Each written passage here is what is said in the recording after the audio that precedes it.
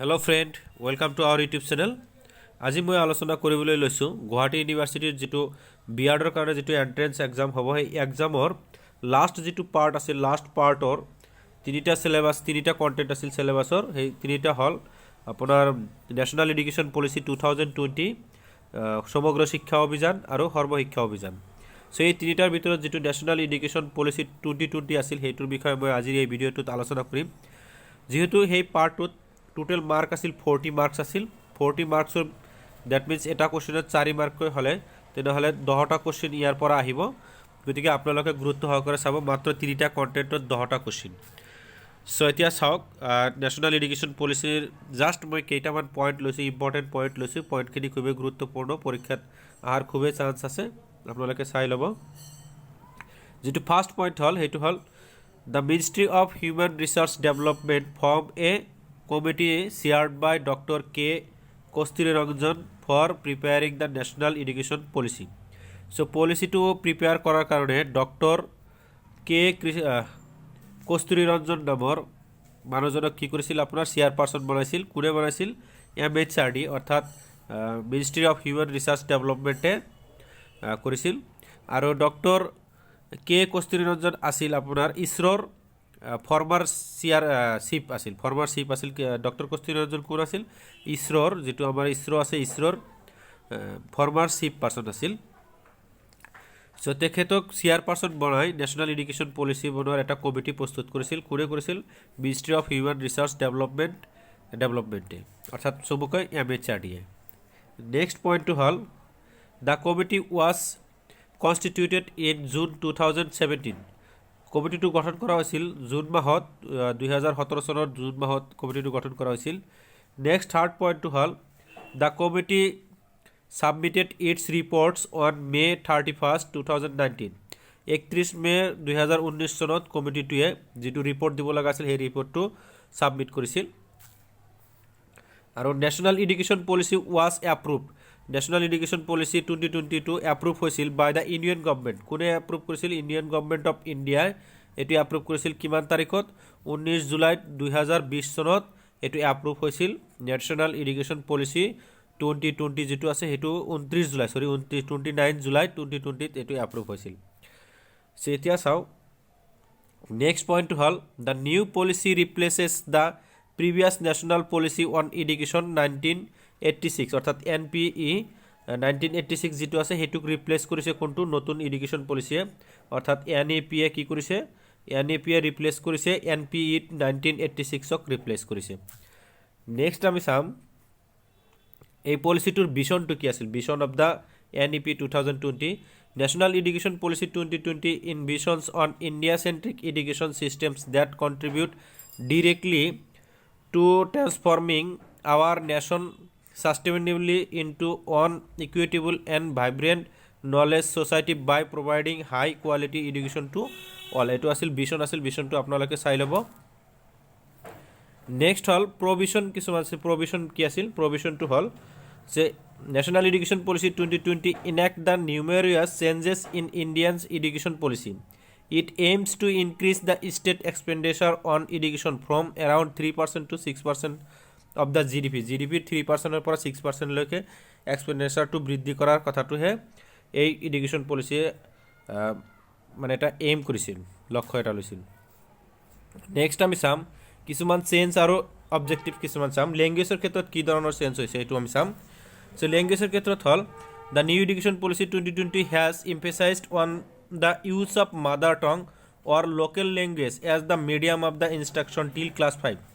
পঞ্চম শ্ৰেণীলৈকে মাতৃভাষা বা লোকেল ল্যাঙ্গুৱেজত মিডিয়ামটো হোৱাটো ন্যাশনাল এডুকেশন পলিসি 2020 এ গুৰুত্ব প্ৰদান কৰিছে। ইয়াৰ লগতে Sanskrit and foreign language will also be given emphasized. ইয়াৰ লগতে সংস্কৃত আৰু ফৰেন ল্যাঙ্গুৱেজটো পঞ্চম শ্ৰেণীৰ পৰা মানে ষ্টাৰ্ট কৰিছে। সংস্কৃত আৰু ফৰেন ল্যাঙ্গুৱেজবিলাকো শিকোৱাৰ কথাটো ইয়াতে কৈছে। Next hall all student will learn 3 languages in their schools. At least 2 languages should be native to India। যে প্ৰত্যেকজন ছাত্ৰ ছাত্ৰীয়ে কি কৰিব লাগিব? মিনিমাম 3টা ভাষা শিকিব লাগিব। তাৰে 2টা নেটিভ লেংগুৱেজ অফ ইণ্ডিয়া বুলি কোৱাৰ লগে লগে ষ্টেটৰ যিকোনো মানে ভাৰতবৰ্ষৰ যিকোনো এটা ভাষা হ'ব পাৰে দুটা, সেই দুটা ভাষা শিকিব লাগিব, আৰু এটা হ'ল ফৰেইন লেংগুৱেজৰ কথা কৈছোঁ। নেক্সট হ'ল স্কুল এডুকেশ্যনত কেনেকুৱা ধৰণৰ চেঞ্জ হৈছে। স্কুল এডুকেশ্যনটো হ'ল focus on the foundational literacy and numeracy. Focus কৰিছে ক'ত, মুখ্য পইণ্ট লৈছে আপোনাৰ লিটাৰেচি আৰু নিউমেৰেচিৰ ওপৰত লৈছে। তাৰ ভিতৰত এতিয়া চাম আমি চেঞ্জেছ কি আছিল। The 10+2 structures will be replaced with the 5+3+3+4 school 4 model. So 10+2 আগতে আছিল, অৰ্থাৎ ক্লাছ 10 পাছ কৰাৰ পিছত ক্লাছ মানে হায়াৰ ছেকেণ্ডেৰী ফাৰ্ষ্ট ইয়াৰ আৰু ছেকেণ্ড ইয়াৰ আছিল, এইটো মডেল আছিল।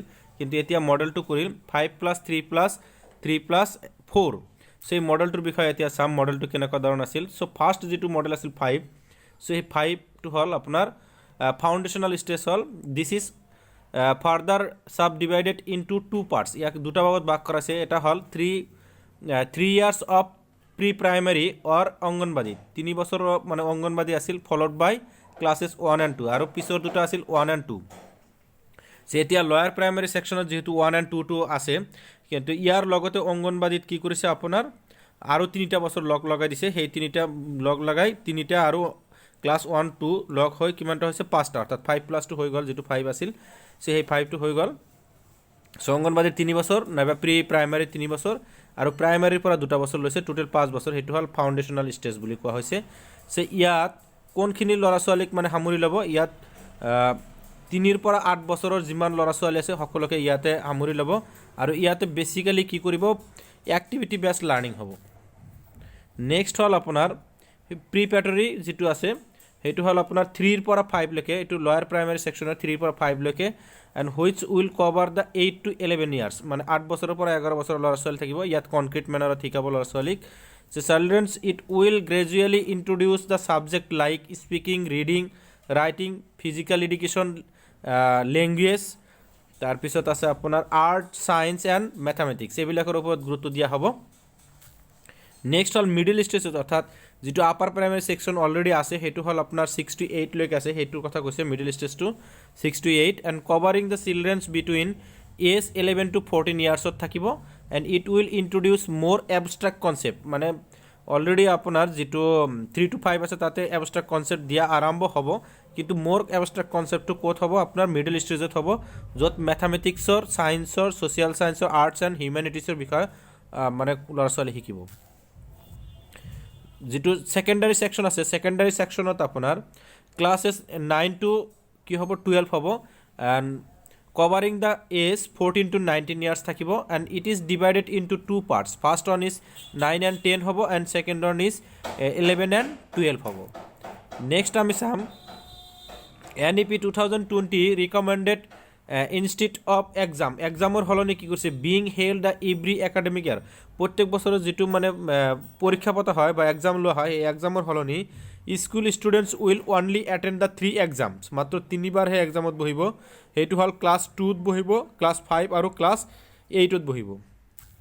তাৰপিছত ছেকেণ্ডাৰী ছেকশ্যনৰ কথাটো ইয়াতে কৈছে যে board exams will be continue চলি থাকিব, যিটো ক্লাছ 10ত আছিল সেইটোও চলিব, ক্লাছ 12ত আছিল সেইটো চলিব, কিন্তু সেই এছেছমেণ্টটো এটা বডিৰ দ্বাৰা কৰিব। সেই বডিটো হ'ল আপোনাৰ প্ৰাক বুলি কোৱা হৈছে, প্ৰাক নামৰ এটা বডিত কৰিব আছে। প্ৰাকৰ ফুল ফৰ্মটো হ'ল performance assessment review and analysis of knowledge for holistic development.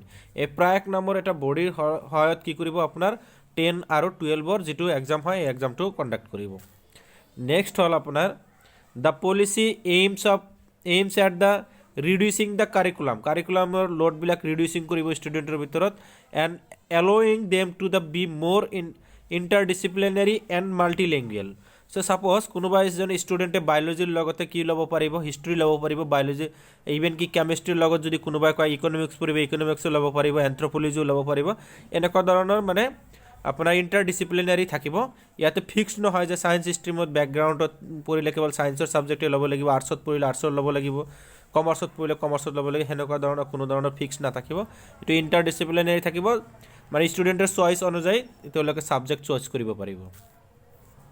Next হ'ল ইয়াতে কোৱাৰ্ডিঙৰ কথা এটা কৈছে যে coding will be introduced from class 6 to 6 and experimental learning মানে ক্লাছ 6ৰ পৰা এক্সপেৰিমেণ্টেল লাৰ্ণিংবিলাক ষ্টাৰ্ট হ'ব আৰু MDM যিটো আছে মিড ডে মিল অৰ্থাৎ মিড ডে মিল স্কিমটো মানে extended two include the breakfast মানে এতিয়া মানে কেৱল মিড ডে মিলটোহে দিয়া হৈছিল এতিয়া তাৰ লগতে সংলগ্ন কৰিব ব্ৰেকফাষ্টটো দিয়াৰ ব্যৱস্থা কৰিব স্কুলত নেক্সট আছে হায়াৰ এডুকেশ্যনত কেনেকুৱা ধৰণৰ চেঞ্জেছ বা অবজেক্টিভছ আছিল it proposes a 4-year multidisciplinary bachelor degree in an undergraduate program so' ইয়াতে 4 বছৰীয়া মাল্টি ডিচিপ্লিনাৰী গ্ৰেজুৱেশ্যনৰ কথা কৈছে অৰ্থাৎ BSc BEd BA BEd মানে এনেকুৱা ধৰণৰ কথা কৈছে যে 4 বছৰীয়া ক'ব ইয়াৰ মানে 3 বছৰ গ্ৰেজুৱেশ্যনৰ কোৰ্চ থাকিব আৰু 1 ইয়াৰ্ছ কোনো ভোকেশ্যনেল এডুকেশ্যনটো ইয়াৰ লগত জড়িত হৈ থাকিব আগৰ নিচিনাকৈ MPhil যিটো কোৰ্চ আছে সেই কোৰ্চটো ডিছকণ্টিনিউটো হৈ থাকিব এইটো নচলে আৰু নেক্সট আছে টিচাৰ এডুকেশ্যনত কেনেকুৱা ধৰণৰ প্ৰভাৱ পৰিব যে